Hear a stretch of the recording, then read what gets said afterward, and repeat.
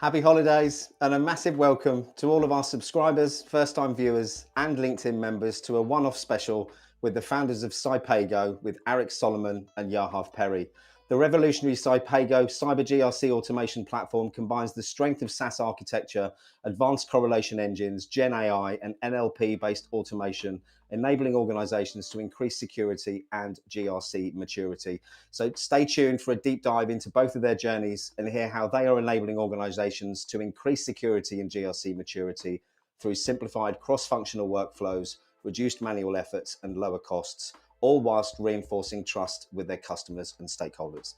But before we bring them on, and for those new to the channel, my name's Simon Linstead, I'm your host, and by sharing stories and best practices over the last few months here on InfoSec Live, it's led to over 148,000 views for 2023 by you, our amazing 8,189, I believe now, subscribers. So a huge thank you for your engagement.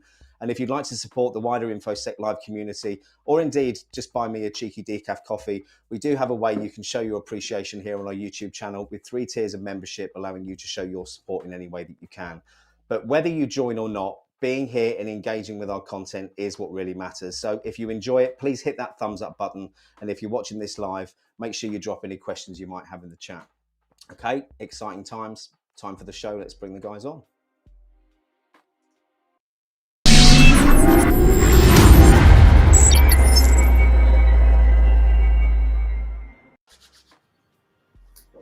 Welcome. Hello, everyone. Hello. Hey, good to see you here, guys. And thanks for bearing with me for the very long intro that we have for the show. Bit of a video fantastical there going on before we start. But I'm really excited to be chatting with you two today. We spoke a few weeks back, gave me a bit of an overview of what you're doing at Cypago, and I'm super excited for the whole InfoSec Live community and beyond to hear this from you today firsthand. But before we dig into that, could I just get, for a bit of context, a bit of background from you guys on how you've got to this point? And I'm going to pick on Arik first, please. That's a good choice. Yeah, I thought you'd say that. Yes. Start with a less interesting one, and then we move on to a more exciting background. That's what it is. Yeah. Anyway, thank you, Simon. It's a pleasure to be here with you today, and with Yahav, of course. A great opportunity and privilege. So my name is Arik Solomon. I'm co-founder and CEO at Cypago. I've been around cybersecurity and compliance in general for many years now. Spent some 10 years with the Israeli intelligence, doing some offensive cyber stuff. Then served in executive roles with some leading startup companies. Back in 2016, I served as CTO for Ernst & Young's Cybersecurity Center. Back then, I was based in Tel Aviv. All of our customers were in the US. And this is where I first experienced firsthand how difficult it is for mature organizations to manage their cybersecurity programs and make sure they are aligned with their business needs. I knew back then that there must be a technology that can solve it. But I kept that thought for a couple of years. And then in early 2020, I regrouped with Yahav. And together with domain expertise and unmatched technology, we made what Cypago is today. Exciting. And Yahav, tell me a bit about your background and how you two came together, how you both identified that problem. Yeah, so let's start with the fact that I'm single. So hi, ladies. But we'll talk about it in a minute. So first, I would say that I am building and breaking stuff in cybersecurity for more than 20 years, mostly breaking, by the way, or smashing the stack for fun and profit. If you recall or understand this reference, so please contact me because we are hiring. But just to be serious, so I think that the intersection, I would say, of cybersecurity and or technology, security, and people, this is something that is very much fascinating for me. And I actually decided that this is what I want to do in my life. So now a little bit on that journey that brought me here. So I was for many years I was serving in the as an officer in the IDF Intelligent Corps Unit 81 and 8200, and I have vast experience in cybersecurity. I was in many cybersecurity startups, leading the R&D and engineering. So for me, it was natural to actually start my own venture and be an entrepreneur in this space. I am really glad to say that I was lucky enough to have several exits in several places that I was actually working. So really great companies, giants such as Palo Alto Networks, for example. So they actually acquired some of the startups that I was working at. So I was there, but if you ask me, my love is small startups to actually build things from scratch, from inception to customers. And this is exactly why I'm here. And by the way, back to the first line I started with. So I think that Arik and I are meeting like every day. I'm seeing Arik. I wanted to say more than I'm seeing my wife, but I But you still haven't don't. got one. Yeah. Exactly. So back to that. Hi, ladies. But yeah, this is how we started Cypago, and happy to be here. I love that. I think that's the most entertaining backstory I've ever heard. Thank you, Yahav. You were right, And this is Arik. just His the was start. more interesting, wasn't Yeah, it? Yeah. I promise you. Yeah. Before I get into the questions, just want to put a bit of context around why I'm asking the first question in particular. So my background, you might not know it. Lots of people on the show do. I had over 25 years in regulated financial services. And the last 11 years of that was with governance, oversight, and control functions in a regulated environment. So governance, risk, and compliance have been my middle names for about 20 years. And We're sorry for you. yeah, well, this is why I look so old. I'm only 30. When I came into this industry 3 years ago, the first thing that stood out to me was how you said the three words earlier, Yahav: people, process, and technology.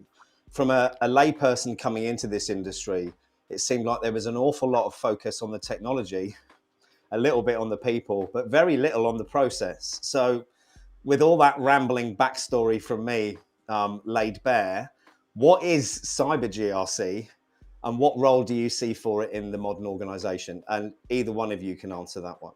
I'll leave it to you to arm wrestle over it. Arik, you choose. I'll, Like I'll, always. I'll jump right in. All right. Well, GRC has been around for ages. I mean, we just mentioned what GRC is all about. It's not new by any sense. Cybersecurity has also been around for what, 20 years now? But surprisingly, though, only recently organizations started to realize that they need to combine the two. They need these two domains have to converge, and so essentially, there's no point in running cybersecurity like there's no organization outside, and there's no point in running organization-wide governance processes, ignoring cybersecurity and its specific needs. So I think the key to really understand what the future holds for cyber GRC in a modern organization is exactly the title that we gave to this session, to find the right ways to transcend beyond boundaries, beyond data boundaries, department boundaries, and other types of boundaries, in order to truly take cyber and GRC to the next level. Yeah, I love that answer. And I think it's got to be the natural progression for the industry. You look at all the maturity of other industries, especially regulated ones around the world. It's the core. It's core to it. And Prashant's asked a couple of questions I'm going to bring up the second one and just ask you to answer that before I move on to my next question. Is there a difference between corporate governance and governance, risk, and compliance? Yahav, do you want to take that one? You look like you're nodding. Yeah. Yeah. But first, with your permission, I would like also to answer on the first one. Of course. So let's This start one. for, yeah. So what it is for me, and then I'll answer the question. So I would like to break GRC down from the G to the R to the C, like they say. So first is cyber governance. Okay, we're focusing on cyber GRC, not just GRC, which is important. So what is cyber governance is all about? What it is all about? So I think it's about creating and enforcing security policies to improve the security in your organization. So this is cyber governance. You have cyber risk management. So you have to assess your risks. You have to think of all of your assets, threats, vulnerabilities, and doing so from the business perspective. All right. So, and then when you know what your risks are, you can actually treat them, mitigate them, and monitor them. And the third one is cyber compliance, and we'll delve into that. I have some kind of feeling, which is basically meeting cybersecurity rules and standards.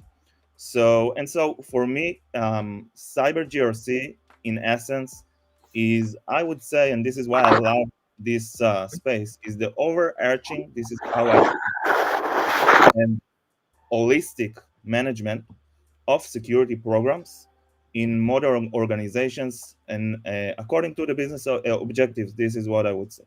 So for me, it's very fascinating because you take an holistic approach. No, it's not a specific firewall or specific patch that you have. You take a step back and take an holistic view how to manage your security program based on risk. So this is what I see as cyber GRC. And just to answer the question, so there are many types of risks and many types of compliance programs, and you have to govern everything that happens in. So, for example, we're a very small company, right? We're 30 people, and still we have some governance to do and managing risk, and not just for cyber. So, let alone, for example, if you're looking at corporates, of course, they have to govern and manage risk and be compliant with many other things, financial, and not just IT and cyber. So, what I would say is that we chose to focus on, according to our background, to focus on our, I would say, strongest skills, which are cyber, understanding how it works. And this is why we chose to found Cypago, because we think that the technology today can drive not just that, but also lots of innovation and automation. And maybe we'll talk about that. That's perfect. Well, it's seamless, actually. I've got to say, Yahav, you've seamlessly led me into my next question there. So thanks very much for that. Many organizations are en route to adopt automation across the board, specifically within cybersecurity. We see it all day on LinkedIn at the moment. But what are some of the key pitfalls and, I suppose more importantly, key opportunities you see for automation and cybersecurity together? Not sure which one of you wants to take that. Yeah, I think it's interesting. You want to continue your strike? Yeah. Yeah. Maybe it will be a win. Let's see. So I would start with the fact that I think that tool sprawl is real. Okay. So there are many types of security tools and abundance of tools, and maybe we'll talk about it a little bit later. But first challenge that actually CISOs have is that you have so many tools and so many SaaS tools, SaaS, PaaS, cloud environments. So you really, for example, a modern enterprise, they have like hundreds of SaaS tools. They have on-premise tools, hybrid environments, very complex. So you really want your Active Directory, for example, on-premise Active Directory. Yes, it's still in use, by the way, to be friends with your SaaS tools, and etc. etc. So I think this poses a real challenge to understand how actually compliant and secure your business is. And the only solution that I actually thing that is going to solve it is to have in context, as we call it, panoramic view across your different environments. So I think it would be wise to invest and focus on continuous control monitoring to make sure that you have that monitoring across all the environments that you have, and security governance automation, I will say, and the correlation and analysis of the data from the different sources. This is the only way to have the full visibility and not just partial one, and to make sure you govern your security program. So this is what I think about this one.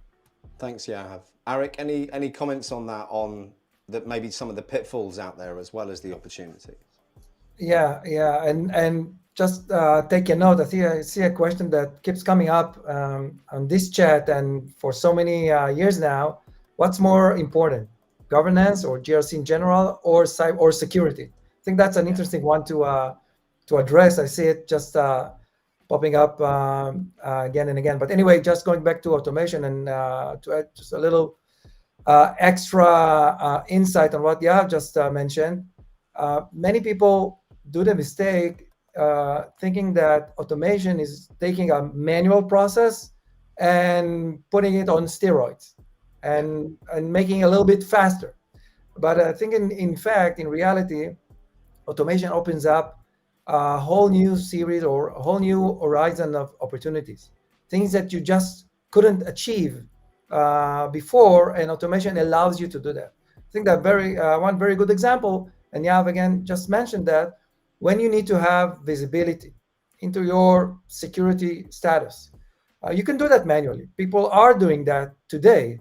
They will have their team running around, chasing after stakeholders, asking for data, trying to analyze the data across multiple spreadsheets, with the eyes popping out after 10 hours of trying to analyze that. And after a week or two or a month, they will reach a conclusion, but that will only be a point in time view. A month too late point in time view exactly, as well. Exactly. And this is a very good example to explain why automation, that's a whole new dimension. That's a very good point. And I think the industry's got a real, again, layman's perspective, there's a real issue around that point of time view, whether you look at the traditional penetration testing methods, or if you look at those annual assessments. I mean, for any organization, for a business, you need that information at your fingertips, not once every 6 months or once a quarter.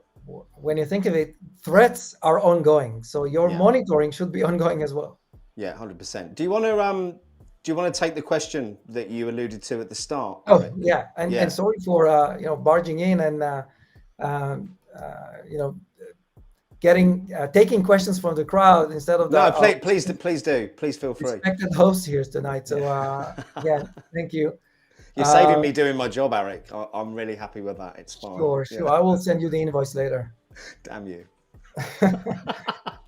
So anyway, this question, compliance versus security, has been going for I don't know how many years now. It's a debate, and you'll ask two people, you'll get three answers. For myself, I really like to stand on the winning side, so I will wait to see how that unfolds. But anyway, I do think that compliance or GRC is the foundation for everything, or for a proper security program. Just think of the core principles that every security framework or regulation will have you implement, such as, I don't know, MFA, multi-factor authentication, or segregation of duties, or the principle of least privileges, etc.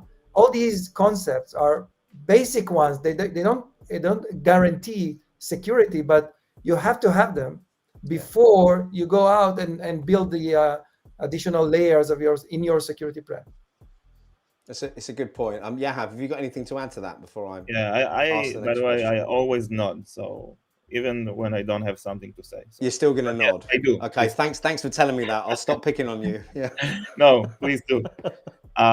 So the great debate of compliance versus security. Yes. So I'm sorry, but I found it a little bit boring at this point. to be framed.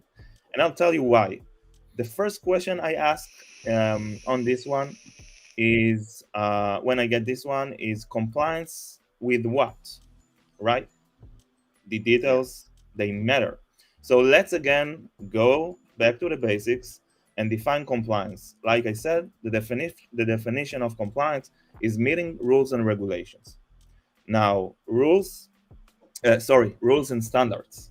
Yeah. That's an important one. So rules and standards of who? An industry, an official one, your company's policies, rules, and standards. So actually, you can actually view compliance as complying with your own security program. Okay, Yeah. so the same as a partial security program won't make you secure if you comply with it. If you just pick a subset of standards, regulations, or a subset of scope of those, and you are compliant with those frameworks, regulation, whatever, it doesn't necessarily cover your security needs. So this is why I think, and apart from compliance serving as a great foundation, and Arik said that's correct. Um, I think that this is exactly why you need, and it's crucial that you build as an organization. You should build your security program on a risk-based manner and make sure you have the coverage of all the relevant controls. Okay, so this is my take, and I hope that this is the last time somebody will ask me that question, Just stop nodding. because the debate is over right now. Going off on a little bit of a tangent. I was speaking to a friend of mine, Greg Vandergast, who's a CISO here in the UK, yesterday, and we were talking about the amount of companies who have so many tools within their organization. Their budgets have been focused on, shiny silver whistles and things that should work. But in reality, as with most or many softwares as a service, people are only using a small percentage of that. And the analogy he used, if it's a software as a service outside of cybersecurity, you can still benefit from using 40% of that platform. But when it comes to cybersecurity tools, he used a pane of glass analogy. He said, if you buy a pane of glass and it should be 100 centimeters long, but it's 90 and you want to use it as your coffee table, it's fine. It works. But if you've got that same pane of glass and you want it for the bottom of your fish tank, it's useless. And I thought that was a really good point on the amount of money companies spend on tools and the kind of state that the industry's in from just focusing on the tools rather than the governance, risk and compliance. But I'll stop rambling on and bring up the next question. CISOs are definitely one of the busiest roles in any mature organization. What do you see as their biggest challenge in 2024? Arik, do you want that one? To make sure that they have the right size fishbowl. Yeah. I think this is exactly, I mean, your example just now tells, I think, the essence of what at least I believe should be the CISO's main focus area, not just for 2024, but specifically when we look at the near-term future. Yes, they can go out and shop around and build themselves a nice shiny list, a stack of security tools. And when you talk about mature organizations, CISOs working for or securing enterprises, they will have well over 100 different tools. That's amazing. Impressive, some may say. I think that in some cases, this may turn out to be useless. And why? Because, again, they have to focus around the question that will direct them to build this stack in the most efficient manner. And that is, are we aligned with the business needs? Are we securing what the specifics of our specific organization? Because securing against generic threats doesn't work well.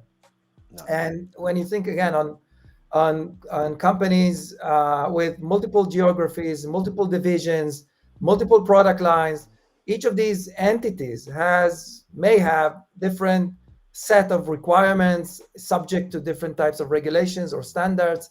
You cannot just go and say, okay, flat, let's do something that is relevant for everyone. Let's copy paste from our CISO friends from, I don't know, another company, that doesn't really work.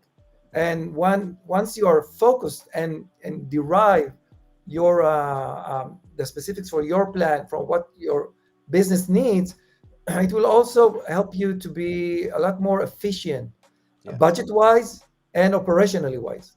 But this is, again, coming in from a, I suppose, a non-industry viewpoint. I don't know whether it's the immaturity of the industry, but the industry itself is not pushing a strategic narrative, not operationalizing security. But we had a meeting last week with two CEOs in the UK of very large companies. I won't mention the names, but one was a bank and one was a healthcare provider.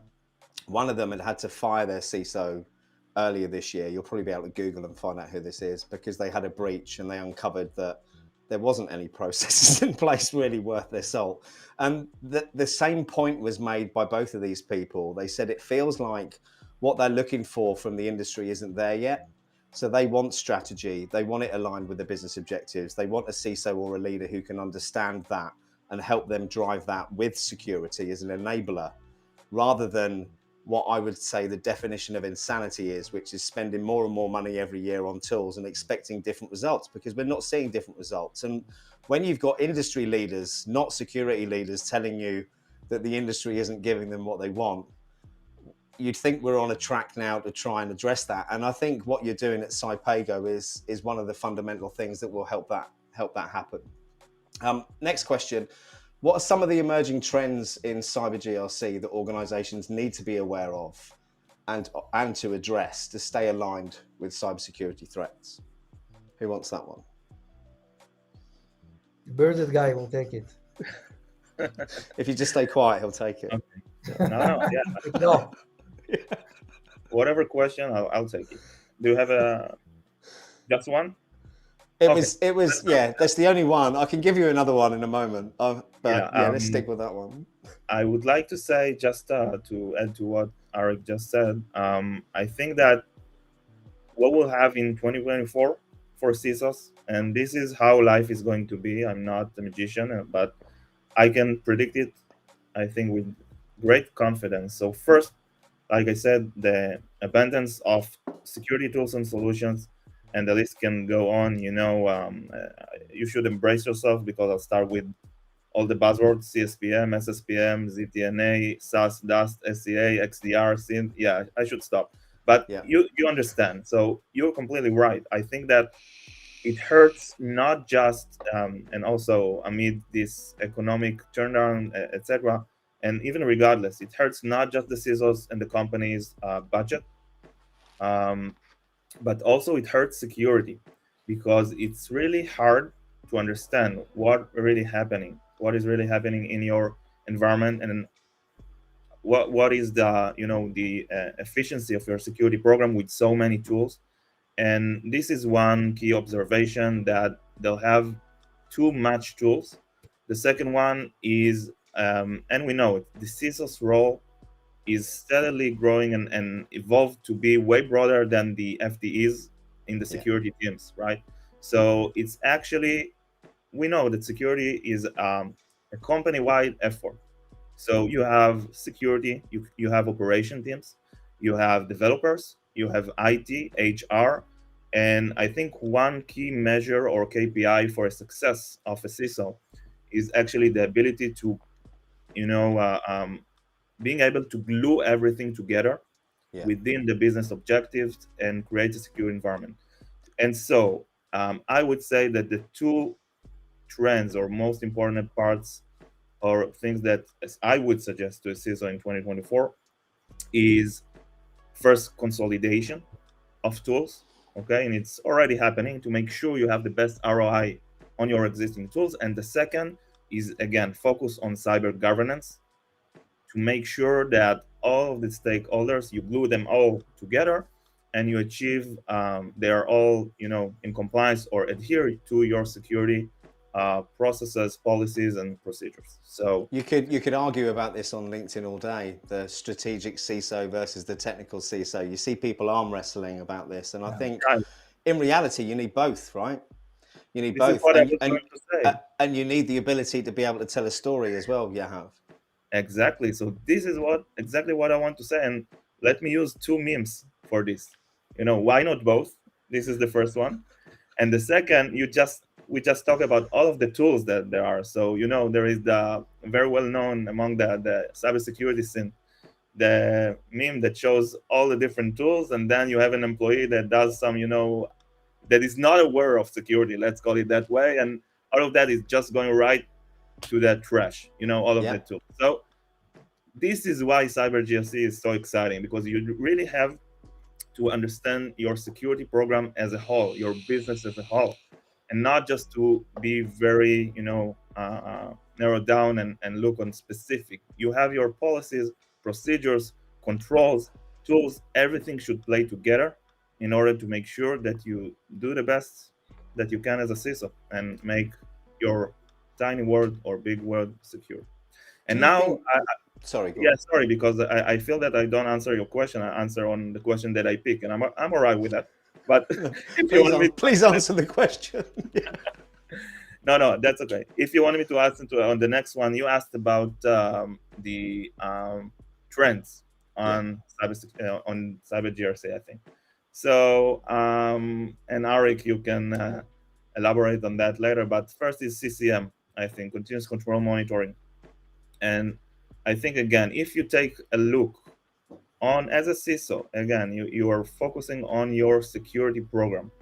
So you have your documents and policies. This is one layer. The second layer is your control. You set controls, define controls according to risks, etc., and making sure that those controls are operating effectively to make sure those policies are actually happening. Okay. And the third layer is the data itself. So I think continuous control monitoring, because controls are in the heart of every security program. Again, you have to pick the right controls. So this is something that is happening. This is a trend. And I think that without it, it's very hard to make sure that you have your security program as it should be. Another one is the use of AI. So NLP, Gen AI, all of those buzzwords. I wanted to say Web3, but I don't want to say that one. There's no context for that yet. We'll get it in about 10 minutes. Let's Exactly, set it up. buzzwords. But yeah, so I think that you've mentioned it. GRC is a space with lots of things that folks are finding boring.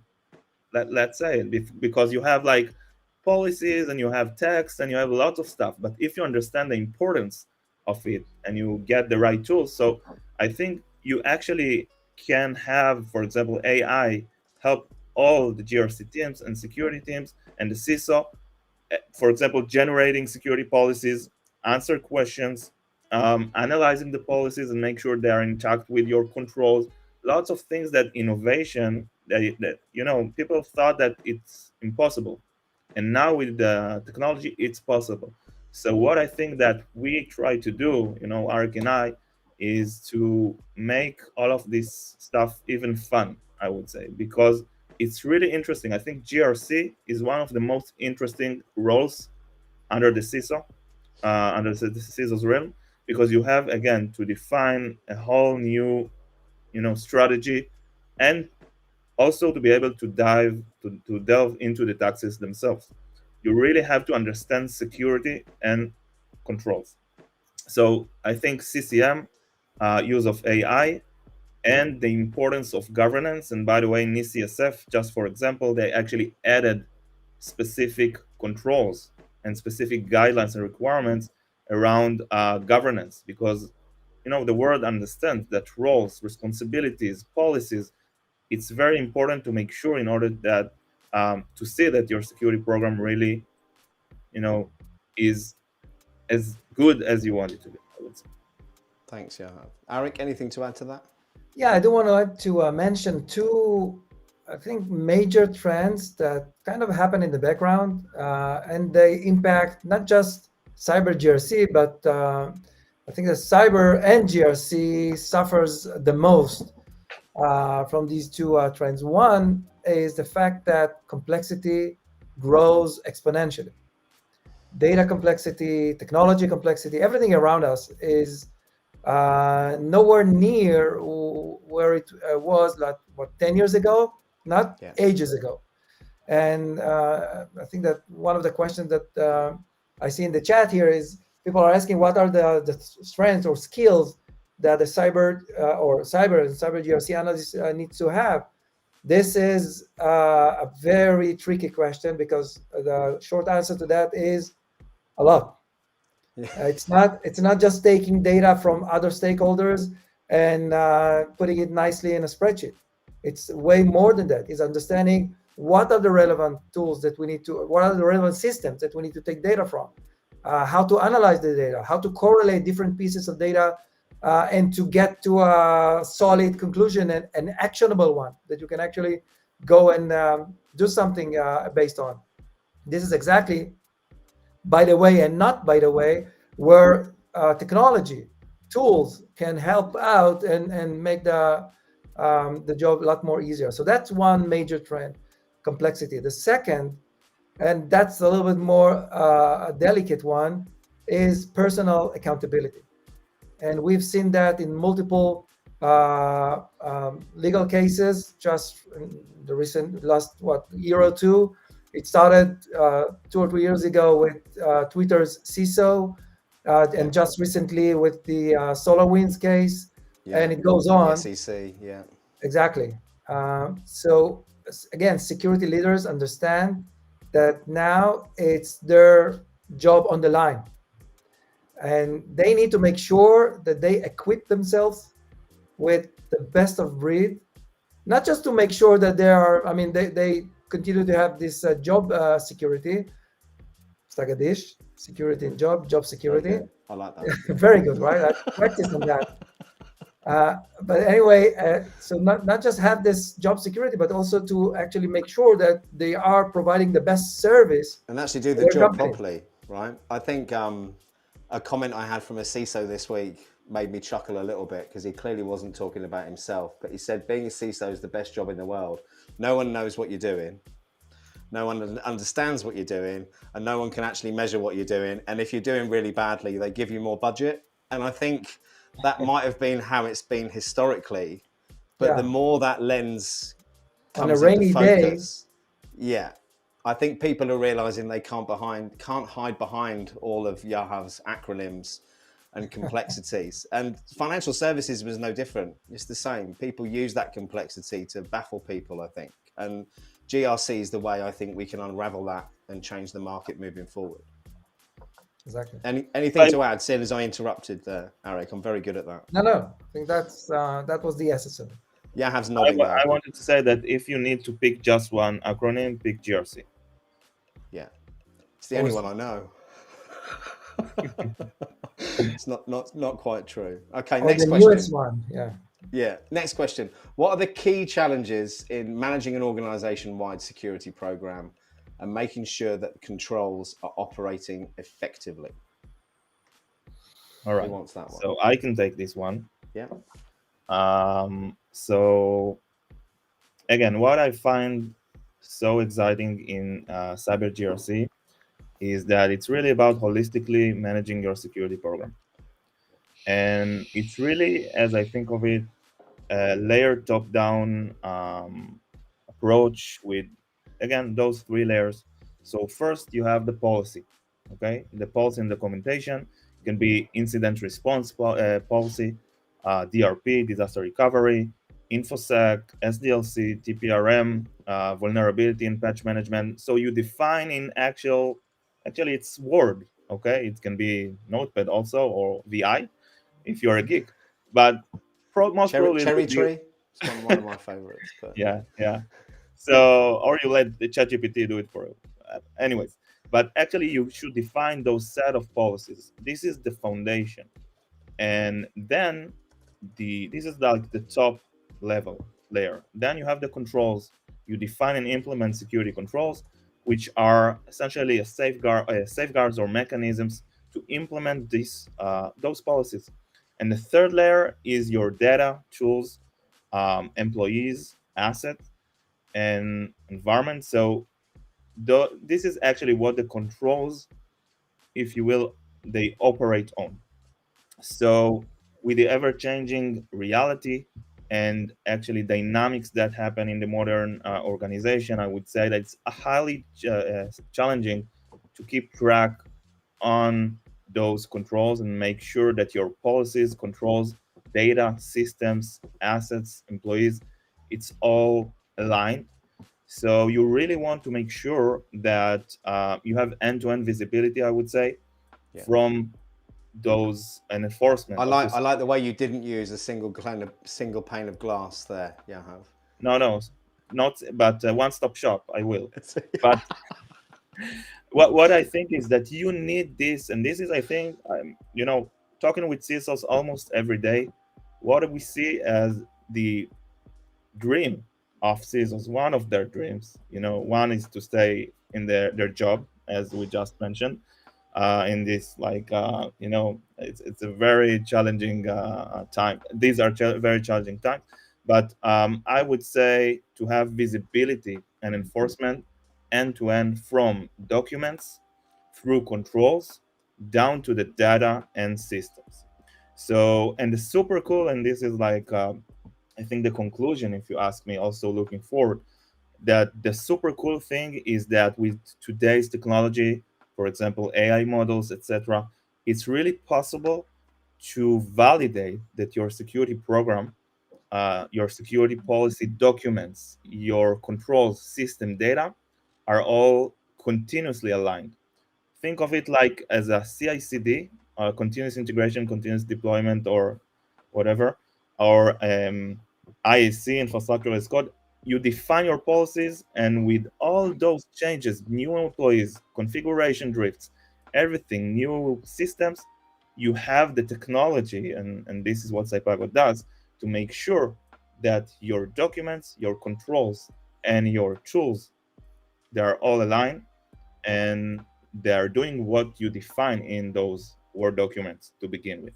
So this is crazy in a good way. So these are the times it's back to what you were saying before about when these were manual processes. I mean, again, from my own experience with flipping from one spreadsheet to the next constantly for 14 hours a day, the automation thing really excites me. I've got to be honest with you. Arik, have you got anything to add to that? Just to put that in three simple words: visibility, efficiency, and enforcement. These are the three challenges and opportunities that security leaders have today. And this, again, goes a long way in order to help them become the most popular people in the organization, as opposed to some cases today that nobody wants to talk to them near the water fountain because they will immediately ask for something. Yeah. Or they'll just start using 3-letter acronyms. Yeah. Oh, exactly. And by the way, sorry, I've gone. Sorry, yeah. I want to say that it's a joke, but what we see, and we talk with lots of GRC experts, and this is our quest, to help them, because they feel that they are alone in this battle, not alone maybe with the sheets and documents, but they're effectively alone, and they have to run and actually nudge different people all over the organization to ask for favors, evidence, screenshots, all the things that were true for maybe 2000, but not for 2024 or whatever. So I think that we actually help them, and with technology, by the way. Let's take, for example, if you have integrations, you can just connect all of your tools, can be all of those tools, security tools, but also IT tools, ticketing system, HR system, whatever you need for your security, compliance, and risk management. And you connect it, and then you have it, continuously at the background, collecting the data, analyzing, and putting it in context with the controls that you have to provide continuous control monitoring.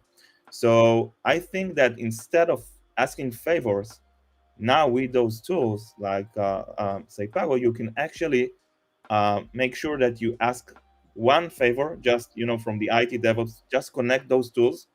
And then it's not only that you reduce the work of all of the stakeholders and have everything automated, you also, and this is what I see, we have GRC users, these are the main users, okay? But we have different functions, DevOps, DevSecOps, security, IT, operations. They love actually to sign into the platform, to log in into the platform, because they see benefit and continuous monitoring for their specific needs. So it's not just that you reduce their work, but you also provide them value. So I think this is where the world, if you ask me, is going in terms of Cyber GRC. And again, this glue that actually takes everyone together, all those stakeholders, I think this is the right path to success. We coined the term around this exact trend. We call it CGA, Cyber GRC automation. And that's, you can imagine a triangle that you have cyber in one point, GRC in another, and then automation that serves as a foundation for this entire ride of joy. And by leveraging the concept behind CGA, this is what can enable and unlock. I think that pretty much already been proved, and we see it in our customer base, a significant time reduction and the ability to not just save time, but to take the right decisions. Yeah, because you're informed. Exactly. Yeah. Can I ask a quick question on that? So I'm going to drop a link in the chat. This is a link to Cypago's website if anyone wants to check it out. The question I've got is, with anything like this, there must be a certain amount of initial legwork, donkey work, as I'd call it, that has to be done to get everything set up on the platform. Is that something that a firm would need consultancy for, or is this something that you help them through the onboarding process? Because I know this is going to be a question I'm going to get asked by a couple of CISOs after the show, so I thought I'd just ask you it now. Just send me everyone your API keys, and I'll do it for you. No, I'm kidding. Is it that easy? Is it that easy? Yeah. Security wise, I wouldn't recommend what I just recommended. No. It was a joke. But Arik, you wanted to start. Yeah, just going following the path that you just started to describe. In most cases, onboarding is super easy. We're talking about I don't know, in a matter of days or several weeks, not more than that. But we do see organizations that, I mean, they have, and it goes back to what we mentioned around going from manual to automated. It's not just like taking manual and converting it to automated. Accelerating it. Yeah. You need to really think through what you've been doing and see exactly how you can leverage the power of automation. This is where we help together with other partners that we work with in order to enable automation for the customers that we work with. Love it. Thank you. Yeah, have anything else to add to that, or can I move on to my next question? I didn't know if you were nodding then or not. I'm confused now. Yeah, I do it randomly. Just you're just keeping me on my toes, aren't you? That's what it is. Yeah. Yeah. Okay. Which question? Anyways, no. Next really question simple. then. Sorry, so go on. What it is? Bring it up. It's coming up. Here? Sorry, say again. No. What's the question again? Really? I'll ask you a new one, because I'm conscious that I've got about 4 questions left, and we've got, what's the time? We've only got about 5 minutes left. So I'm going to pick one of these that I've very carefully prepared beforehand and try and pick the best one. Let's have a look. Let's go for this one. So yeah, we'll try to. Considering the evolving threat landscape, do you foresee regulatory bodies adjusting compliance requirements to address the emerging cyber threats? They're already doing that. I mean, they've been doing that constantly. And when we mentioned AI and Gen AI some minutes ago, just look at the new SEC ruling, the new version for NIST-CSF that is coming up, the recent changes to a batch of ISO standard, the 27XXX. Yeah. All these together reflect the fact that authorities are kind of on it. I do think that at this stage, these changes or these adaptations are not that effective, or not that effective yet. But they will evolve. They will become more relevant and practical. At this stage, and again, focusing on You mentioned new threats, but I would like to use Gen AI as a good opportunity, a good example for something that is both an opportunity and a threat, which makes it a little bit more tricky to handle. Organization will need to take it rather slowly. I mean, ingest Gen AI in a way that they know how to control. They know where the data goes to.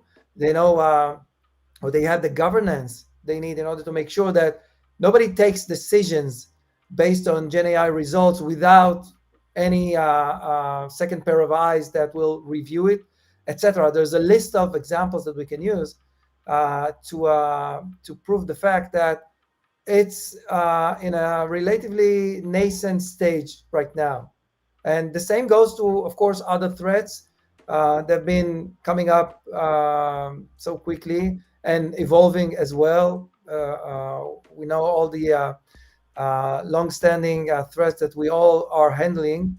But as we move forward, as the years go by, threat actors, of course, they leverage the newest technology. They, by the way, do that in a more rapid pace that we, the defenders, do. And this is why staying vigilant, this is probably the number one tip that I can share. Thanks, Arik. You have anything to add to that? Always. Good. Yeah, I think that it happens. Arik just mentioned, so there is also CMMC, DFARS, NIST, ISOs, PCI, new versions, which are great. And it breaks down, I think, into two. First is new requirements. So we see that the new security standards regulation, they actually have those new security basics, as I call it, multi-factor authentication, supply chain, zero trust, web filtering, DLP, all of those. And also, I think that requirements become more stringent with, for example, the level of implementation. So, for example, let's take PCI. So it now has in version 4, it has I think level of testing frequency which is much higher, and we talked about the importance of having continuous monitoring, not just for the audit. I think this is like the first rule of real GRC, if you'd ask me. And I think, and if you ask any GRC or CISO, GRC expert or CISO. So these are the two things that I find that are adapting. It's still not fast enough as I see it. And also regarding industry, so for example, NIST, they actually introduced what's called framework profile. So you can actually take this framework, and this is just one example, and adapt it to different markets or industries. So manufacturing profile, this is one profile that they have. Is actually an extension to the NIST, or natural gas. So it's really adapting, and flexibility, I think, and customization is the key here. So there is great progress. And just to touch upon AI before maybe we move to the next question, if there is. So it has already started again. It continues to expand. Just 2 weeks before 2 weeks, around 2 weeks ago, I think that the EU AI Act was provisioned. It will be effective starting 2026. But I think AI will have taken over the world by then. By then, exactly. It won't be relevant anymore. We talked about risks. So we're talking about cyber risks, but there are people that they claim, very smart people, they claim that the real risk is when AGI will be implemented, and then there is a risk for humanity. But let's go back to cyber risks. So I am confident that everything exactly what happened with the privacy regulations, like for example GDPR, CPRA, is going to happen with AI regulations. And we see this phenomenon in Europe. Also, even the Biden administration, they actually released the executive order on AI, and so it's happening. So, and the last tip maybe I would like to share is that apart from those regulations, you don't have to wait till 2026. I think the one thing I would recommend, CISOs and security teams and GRC teams, is to think how they can actually leverage their existing security tools, sticking again with the new basics. So DLP, for example, IAM, supply chain, shift left, everything you can do, it's very relevant to make sure you don't expose sensitive information, for example, over AI or off AI. Is it not too late? Have we not all done that already? Or given our data freely to open AI? By the way, everything that you've just seen here is an AI. Yeah. None of this was real. Yeah. Exactly. Arik, anything to add on that before we wrap things up? I think that Yahav said everything. I don't believe that. I don't Yeah, believe that's almost, true. almost. We can go do on. you think? Well, talk to me about how organizations need to adjust their cybersecurity strategies accordingly. Then, based on this, it's going to be an ever-evolving piece, isn't it? And if that's a manual job every time, talk to me through how that can work. I think again the core of being able to adapt and be ready to the future is to make sure that security leaders equip themselves with the right tools and technology, and that goes to different directions, not necessarily just what we are now talking GRC automation tools, but you need to leverage technology. Otherwise, there's no way to pick up the pace of the change, and the change happens rapidly as we mentioned. I mean, it goes exponentially. So you need to have the right tools. The second requirement is to be as agile as you can. And I know to some organizations it comes naturally, but to others that's a tremendous challenge. When you look at the large organizations out there, especially with all the legacy stuff. Exactly. Yeah. Just to say agile, they will laugh at your face, and rightfully so. But that's a challenge. Nobody says that life are easy. I mean, it takes time to adjust. It's the challenge that's fun, isn't it? And from what Yahav said earlier, he's clearly a glutton for punishment because he loves the startup world. And I've got to be honest, I'm the same, Yahav. It's that excitement of building something, isn't it? I love structured chaos. This is structured chaos. Yeah, I like that. Well, do you think chaos is what you're removing, isn't it, with your product? Exactly. Because that is kind of where we are, or where a lot of organizations are at the moment. Look, we're pretty much out of time. So what I'd like to do is firstly thank everyone who's in the chat. There's over 50 people watching this live today. So all of you who are watching, thanks so much for tuning in. I hope those of you who are not watching it live have enjoyed it as well. What I'd like to do is draw everyone's attention to Cypago's website. So I'm going to drop that back in the chat. And Yahav and Arik, are you okay with me dropping your LinkedIn profiles in the chat as well? Sure. For people who want to reach out? Yeah, let me just do that. Sure. And I would like to share his cell phone number as well. I'm on that. Signal probably be better, or Telegram. We're the industry for that, aren't we? But yeah, please feel free to share. InfoSec Live will start a matchmaking service, but it's not going to be until 2025. But I will keep you informed of that. Make sure to keep the royalties in. Yeah, absolutely. Right, there's Arik's and Yahav. So this is me at 50 years old trying to do two things at once, right? Please like, I would like to ask, like, subscribe, and share. Oh, thank you. Look at that. Just three small, asks. That's all. It's amazing. Thank you so much. There we go. So there's Arik's and there's Yahav's. And what I'd like to offer you, if you're interested, is in the new year, I'd love for you to come back on and show us a demo of the platform and what it does. And again, we've got a leadership section in the InfoSec Live community now, which is exclusive for security leaders. Maybe we could get you in there to do a quick demonstration as well in January. That would be really good. That will be exciting. Thank you. Well, look, everyone, this is the last live stream before Christmas. So happy holidays. I hope you all have an amazing time. Arik and Yahav, thank you so much for taking the time to come on and share with us today. Thank you. See you in 2024, folks. Have a great evening. Take care. Thank you, Simon. Thank you, everyone. Pleasure. Happy holidays. Happy holidays. Thank you. Bye-bye.